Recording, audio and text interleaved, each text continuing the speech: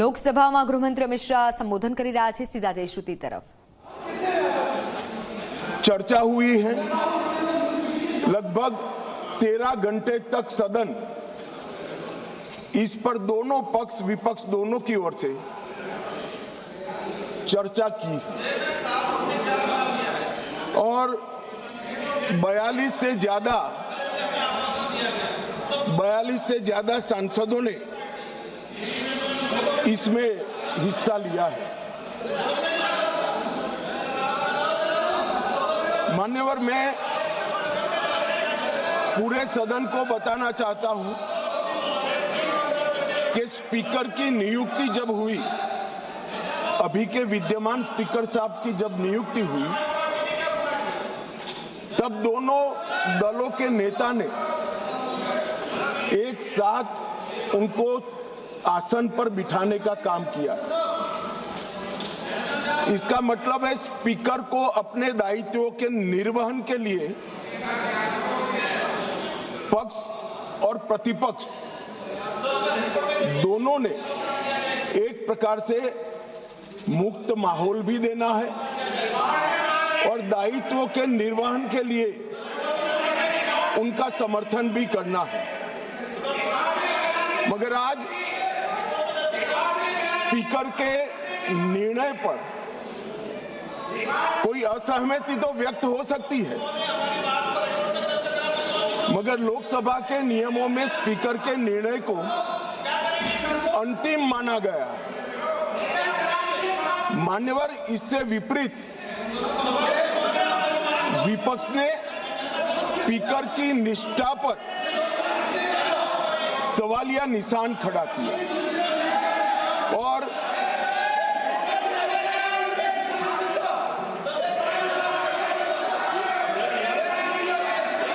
अगर आप रिकॉर्ड में आना चाहते हैं, रोड साहब, आप लोग रिकॉर्ड में आना चाहते हैं तो मैं अलाउ कर रहा हूं कि लिखित अपना भाषण कर दें, तो रिकॉर्ड में आ जाएगा।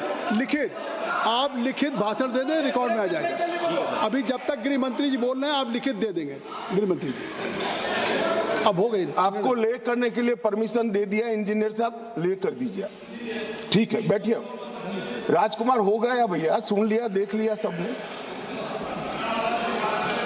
मान्यवर, ये लोकसभा भारत के लोकतंत्र की सबसे बड़ी पंचायत है और न केवल भारत, दुनिया भर में हमारी लोकतंत्र की एक साख बनी है, प्रतिष्ठा बनी है और पूरी दुनिया ये लोकतंत्र की प्रतिष्ठा को स्वीकार करती है।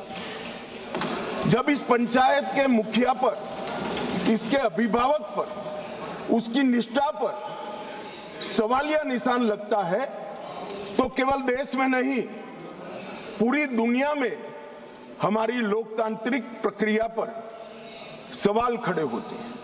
इसलिए आमतौर पर कभी स्पीकर के सामने अविश्वास प्रस्ताव नहीं आता है। चैम्बर में जाकर उनसे बात हो सकती है।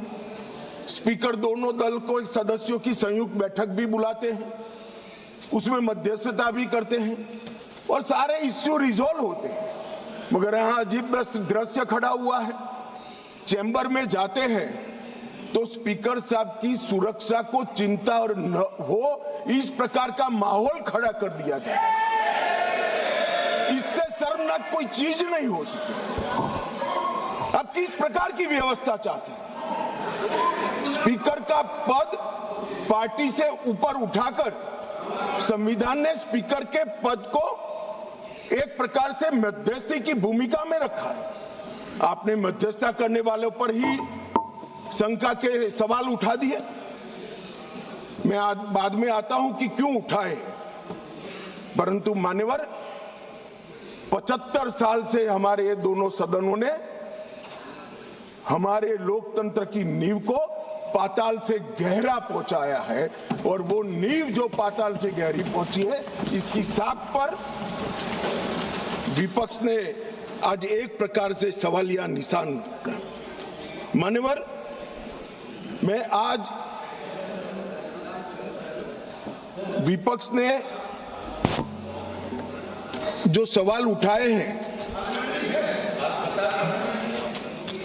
उस पर भी बाद में बात करूंगा, मगर मैं पहले कहना चाहता हूं, मान्यवर, हमारा जो स्पिरिट है और जो इस सदन का एक प्रकार से इतिहास भी है, सदन आपसी विश्वास से चलता है।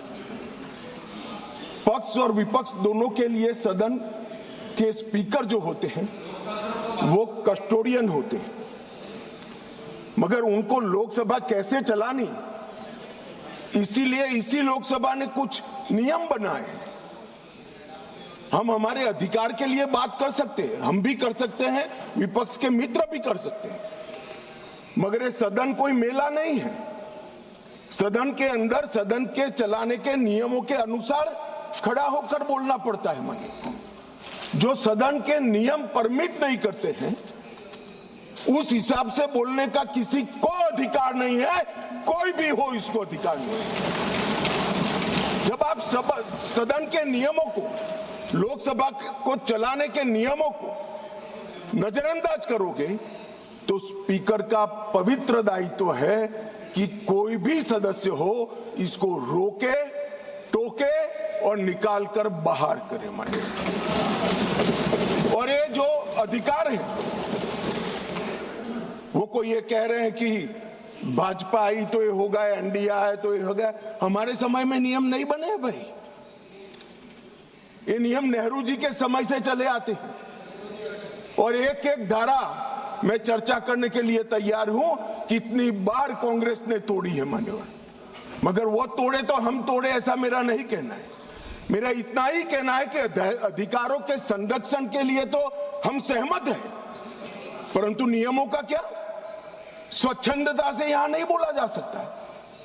नियम अनुसार सबको बोलना पड़ता है।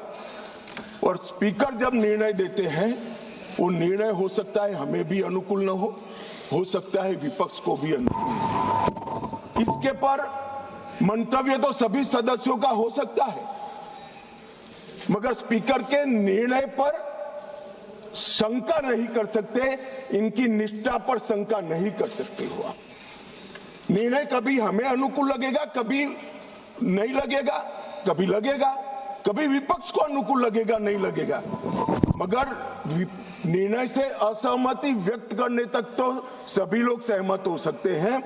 मगर विपक्ष अगर निर्णय की निष्ठा पर सवाल खड़ा करता है तो मान्यवर बहुत दुर्भाग्यपूर्ण है और निंदनीय भी है। इसकी घोर निंदा हम इस सदन में खड़ा रहकर करते हैं। मान्यवर, जब आप अध्यक्ष की निष्ठा पर सवाल करते हो तो आप अजीब प्रकार की स्थिति का निर्माण कर देते हो। जिसको मध्यस्थता करनी है, जिसका संरक्षण अभी लोकसभा के कार्यकाल की समाप्ति तक आपको मांगना है, उसके पर ही आप निष्ठा पर सवाल कर देते हो। मान्यवर, ये हमारी परंपरा, उच्च परंपराओं का निर्वहन करने के लिए ये बहुत अफसोसजनक घटना है। मान्यवर, मैं हमारे लोकतंत्र में अनेक बार परिवर्तन है। हमारी पार्टी की राजनीतिक यात्रा के जीवन में हम तो ज्यादातर वहीं बैठे हैं। बहुत कम समय है कि हम यहाँ बैठे, ज्यादातर तो कांग्रेस पार्टी और उनके साथी ही बैठे।